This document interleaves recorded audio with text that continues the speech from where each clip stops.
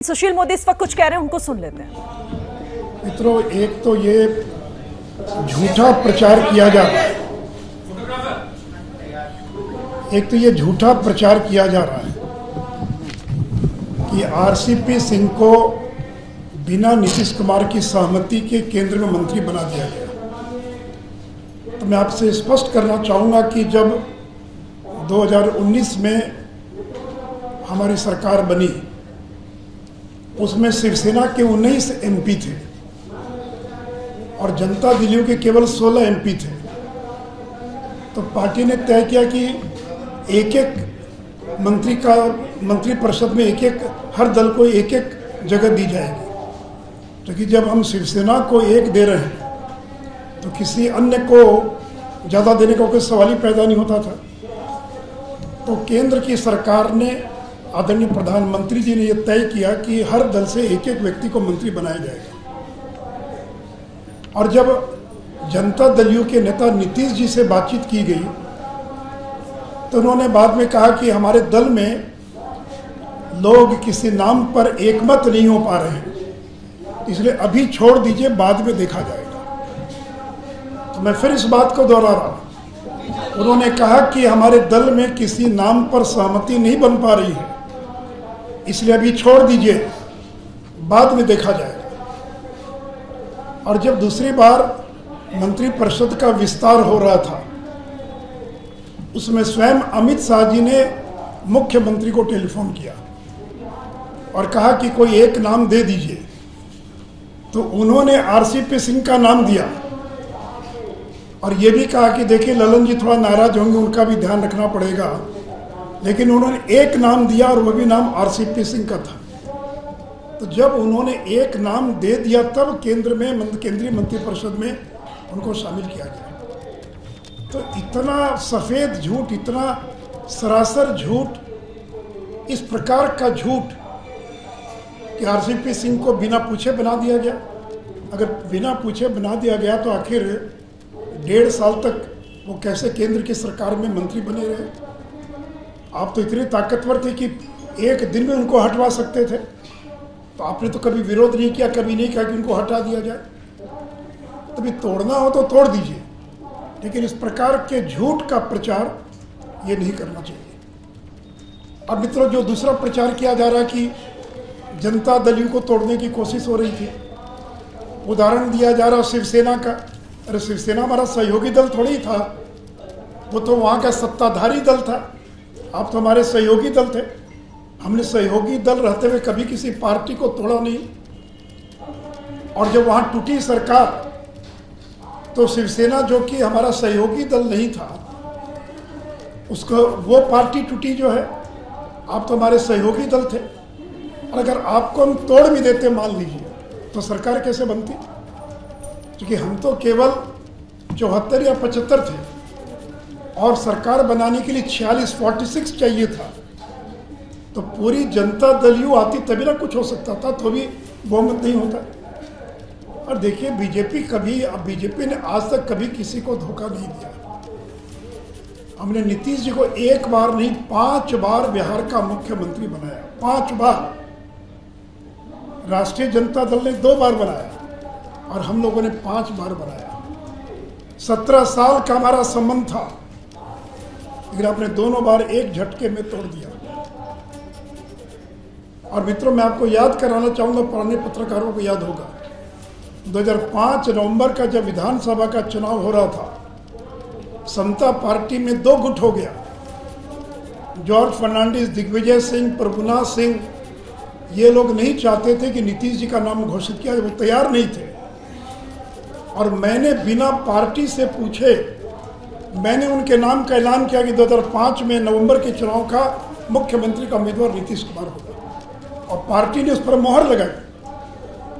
तो जिस बीजेपी ने आपको 5 बार बिहार का मुख्यमंत्री बनाया, आपके पार्टी के विरोध के बावजूद आपके नाम का ऐलान किया और आपको मुख्यमंत्री बनाया, उस पार्टी को आपने धोखा दे दिया।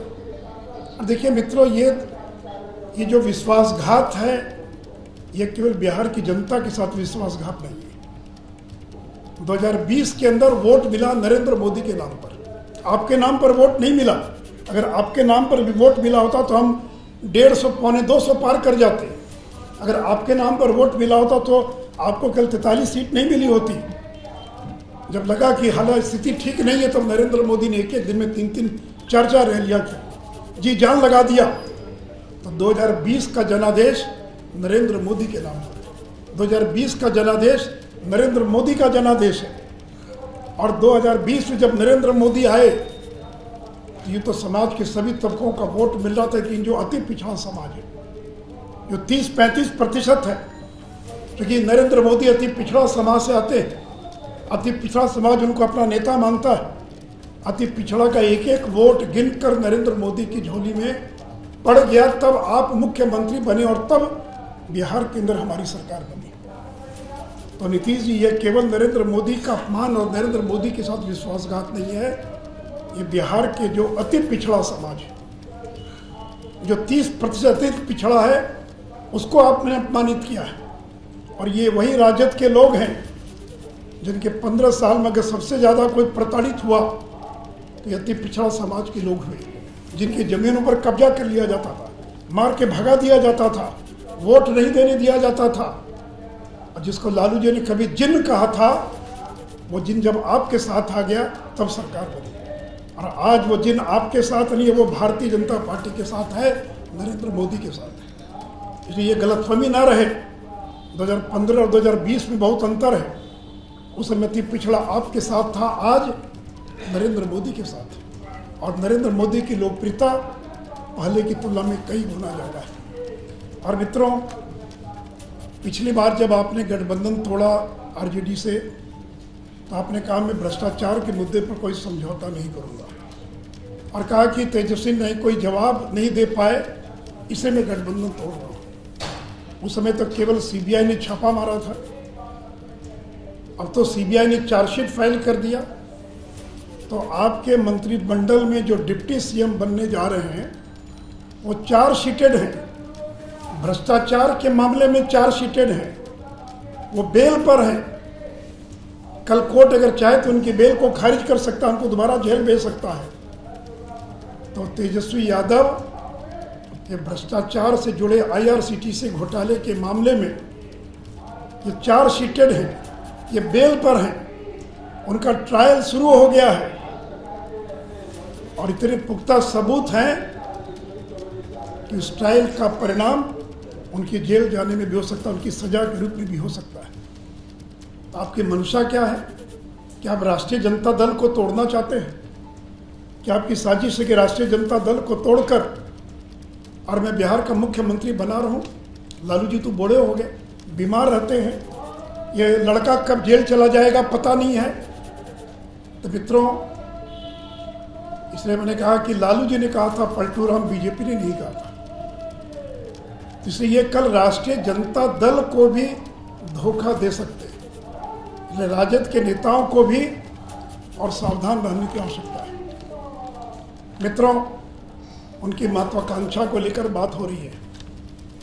मित्र, मैं आपको बताना चाहूँगा कि उनके नज़दीकी लोगों ने कई बार प्रयास किया कि उनको उपराष्ट्रपति का उम्मीदवार घोषित कर दिया जाए।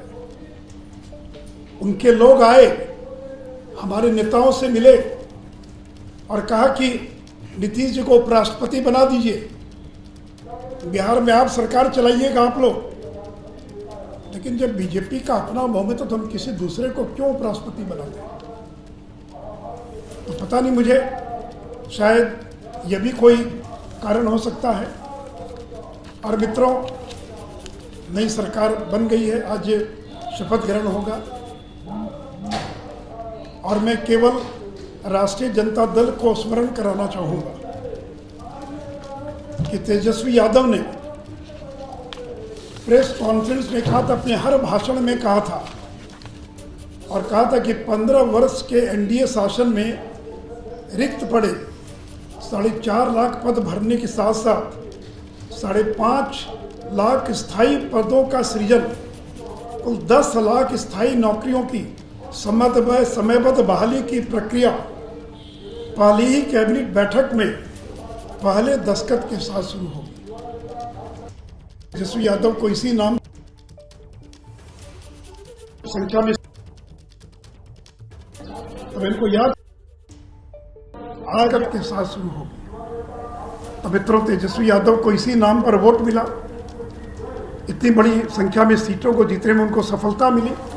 तो मैं इनको याद कराना चाहूँगा, आज या कल मंत्रिपरिषद के गठन के बाद जब कैबिनेट की पहली बैठक होती है तो आपका वायदा था, हर भाषण में आप जोर जोर से कहते थे कि कैबिनेट की पहली बैठक में और पहला हस्ताक्षर होगा कि बिहार के 10 लाख लोगों को रोजगार दिया जाएगा, सरकारी नौकरी, रोजगार यानी प्राइवेट सेक्टर में नहीं, सरकारी नौकरी दी जाएगी।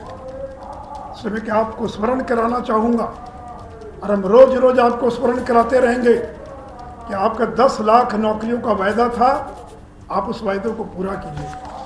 और मित्रों ने एक और वायदा किया था कि किसानों का कर्ज माफ करेंगे। तो बिहार का किसान आपसे जानना चाहता है कि आप किसानों का कर्ज कितने दिनों में माफ करेंगे। और साथ ही साथ आपने कहा, आपने कहा कि आशा कार्यकर्ता, आंगनबाड़ी सेविका, सहायिका, रसोई कर्मियों के मौजूदा मानदेय को दुगना करके और जीविका दीदियों को नियमित वेतन नौकरी उपलब्ध कराई जाएगी। तो जो आशा वर्कर है, आगे ये जो आशा है, आंगनबाड़ी सेविका है, सहायिका है, उनके वेतन को, उनके मानदेय को आपने दुगना करने की घोषणा की है। और नियोजित शिक्षकों के बारे में आपने कहा है कि समान काम समान वेतन की नीति लागू की जाएगी। तो इसलिए मित्रों, मैं उम्मीद करता हूं कि आपने जो वायदा किया था उस वायदे के अनुरूप, चूंकि डी फैक्टो चीफ मिनिस्टर तो तेजस्वी यादव है, नीतीश जी तो केवल जिसको टिटुलर हेड कहते हैं वो दिखावे के मुख्यमंत्री होंगे। उनकी संख्या 80 है, आपकी संख्या 45-46 है।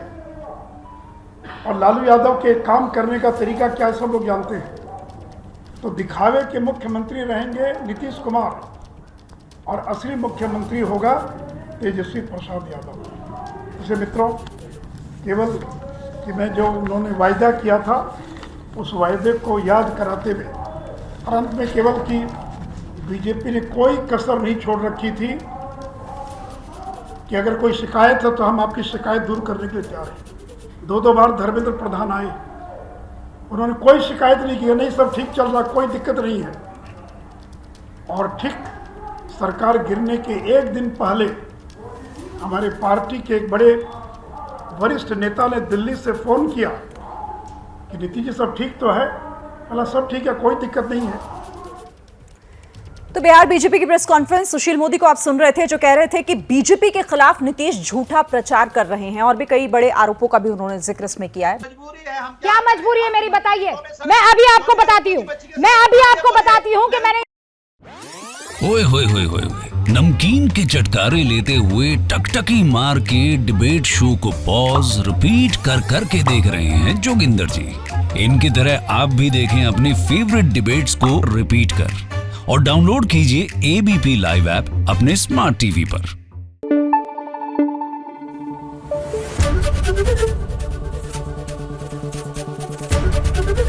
एबीपी न्यूज आपको रखे आगे।